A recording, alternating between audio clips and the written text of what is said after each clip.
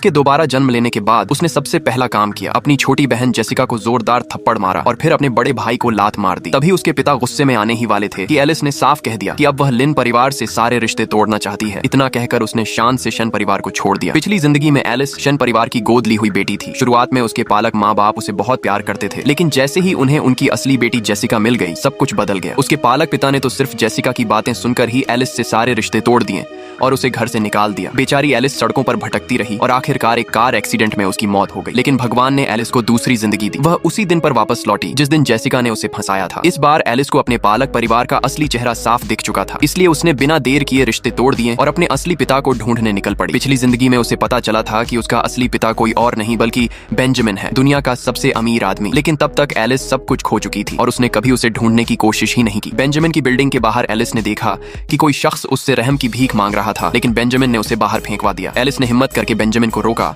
और कहा कि वह उसकी असली बेटी है। बेंजामिन ने उसकी बात पर यकीन नहीं किया और चला गया। लेकिन बेंजामिन को बार बार लगता रहा कि एलिस में कुछ जाना पहचाना सा है, इसलिए उसने एलिस को अस्पताल भेजकर डीएनए टेस्ट करवाया। टेस्ट की रिपोर्ट ने साफ कर दिया कि एलिस सच में उसकी बेटी है। ये देखकर बेंजामिन ने एलिस से वादा किया कि वह उसकी देखभाल करेगा और वहां से चला गया। एलिस को लगा कि बेंजामिन उसे पसंद नहीं करता, लेकिन असल में उसने एलिस के लिए सबसे शानदार कमरा तैयार करवाया। उसके लिए 50 जोड़ी पजामे मंगवाए और हर महीने उसे $10 मिलियन पॉकेट मनी देने का इंतजाम कर दिया। अगले दिन एलिस स्कूल गई। जब उसकी बेस्ट फ्रेंड को पता चला कि उसने शन परिवार से रिश्ता तोड़ दिया है, तो उसने अपना नाश्ता एलिस को दे दिया। लेकिन जेसिका की सहेली ने वह नाश्ता जमीन पर गिरा दिया और एलिस को कहा कि जाकर जेसिका के लिए मिल्क टी खरीद कर लाए। एलिस ने बिना देर किए उस लड़की को जोरदार थप्पड़ जड़ दिया। वह तुरंत डर गई और एलिस के दूसरे भाई का नाम लेने लगी, लेकिन एलिस ने उसकी बातों को बिल्कुल नजरअंदाज किया और अपनी दोस्त को खींचकर खाने के लिए ले गई। उस रात एलिस बहुत भूखी थी और खाना ढूंढ रही थी। तभी अचानक बेंजामिन सामने आ गया। एलिस ने हैरानी से पूछा, आप यहाँ क्या कर रहे हैं? बेंजामिन ने हल्की मुस्कान के साथ कहा, ये मेरा घर है। फिर वह एलिस को लेकर खाने बाहर चला गया। दरअसल उसके सचिव ने बेंजामिन को बताया था कि एलिस ने शन परिवार में बहुत दुख झेला है। बेंजामिन को उसकी हालत पर अफसोस हुआ